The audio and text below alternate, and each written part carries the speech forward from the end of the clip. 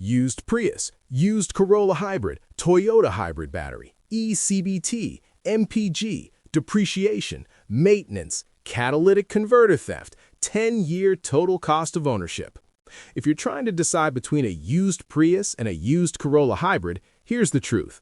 Most people argue about MPG, but MPG usually isn't what decides your 10-year cost.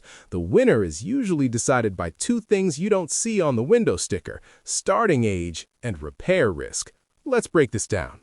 I'm GearHead. I don't do brand religion, and I don't do this one feels better. We're talking what you'll actually pay over the next decade, what you buy it for, what it burns, what it needs, what might break, and what you can sell it at the end.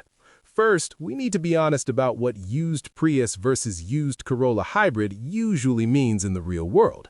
In most markets, when people shop used, a used Prius is often older and higher mileage for the same money. A used Corolla Hybrid is usually newer because the Corolla Hybrid lineup is mostly a 2020s car in a lot of regions, especially in the US. So you're not only choosing a model, you're usually choosing where you want to sit on the aging curve. Older car, cheaper entry, more age-related surprises. Newer car, more money up front, fewer time-did-this repairs early on. Now I'll give you a clean 10-year comparison using realistic assumptions, and then I'll show you what changes the outcome. Here's the baseline scenario. You drive 12,000 miles a year. That's 120,000 miles over 10 years. We'll assume an average gas price over the decade of $3.50 a gallon. If your area swings between $2.80 and $5, that'll move the totals, but it won't change the core logic. And we're assuming you're buying a normal used example, not a rebuilt title, not a salvage hybrid special, not a pristine museum piece. Now let's talk purchase price and depreciation, because this is the biggest cost most people pretend doesn't exist. A used Prius, depending on year, trim, and condition, is often in a range like 10 to the high teens. A used Corolla Hybrid is often in a higher range because it's newer, and in a lot of places, hybrids carry a premium. Here's what matters. Depreciation over the next 10 years is usually smaller as a percentage on the older Prius because it already fell off the steep part of the curve, but the Prius is going to be very old at the end of your 10 years, which means resale depends heavily on whether it still feels healthy and whether it's staring down big repairs. The Corolla Hybrid usually loses more dollars to depreciation simply because you're starting with a newer, more expensive car that still has plenty of value to lose. But at the end of the 10 years, it's often still in that usable, sellable sweet spot, assuming it wasn't abused.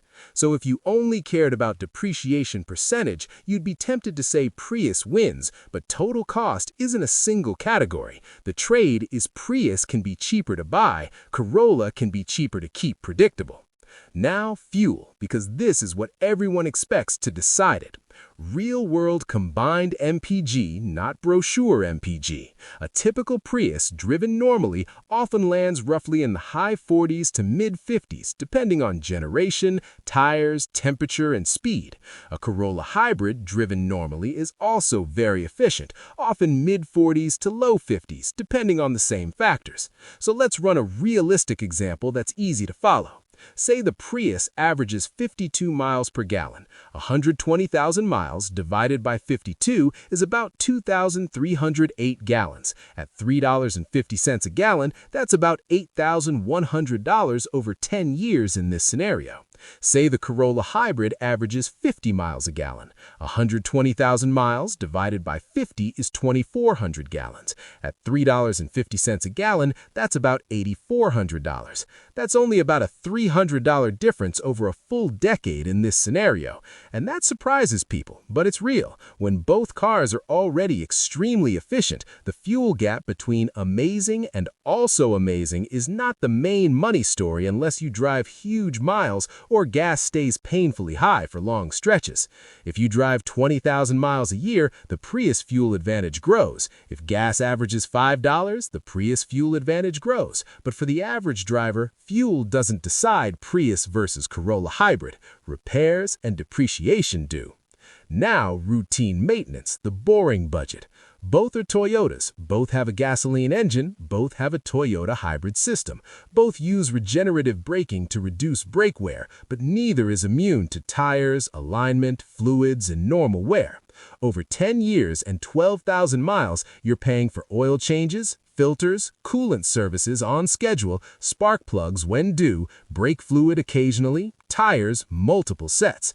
Depending on whether you use a dealer or an independent shop and how expensive your tires are, routine maintenance plus normal wear can easily be in a ballpark of several $1,000s over a decade for either car. And this category usually doesn't separate Prius and Corolla Hybrid dramatically unless one of them was neglected before you bought it. So now we get to the part that actually decides most 10-year outcomes: repair risk. Let's start with the hybrid battery because everyone knows it exists, but most people misunderstand how it hits your wallet. Hybrid batteries typically don't fail like a light bulb. They age, capacity declines, internal resistance rises. Eventually, you can get codes and drivability issues. The key factor isn't Prius battery versus Corolla battery. It's how old the battery is when you buy it.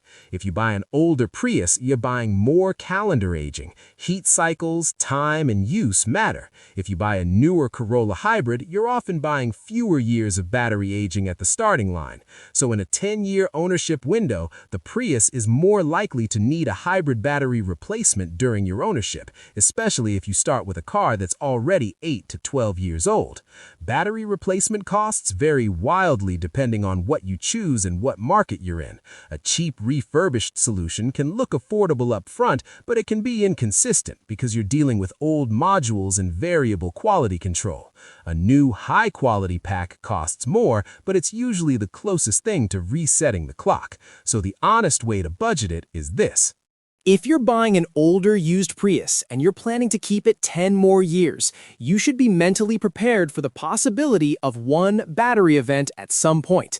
If you're buying a newer Corolla Hybrid, that risk may still exist in a decade, but it's often less likely to land inside your exact ownership window because you started newer. Next big category: engine risk, and this is where Prius depends heavily on generation and maintenance. Some Prius generations have known high-mileage patterns when neglected, especially in the used market where people stretch oil changes and live on short trips. A classic example, certain 2010 to 2015 era Prius engines have a reputation for EGR clogging issues that can contribute to rough running and, in some cases, head gasket problems at higher miles if maintenance and cleaning were ignored. That's not every car. It's not guaranteed, but it's common enough that you treat it as a risk factor when you're planning long ownership.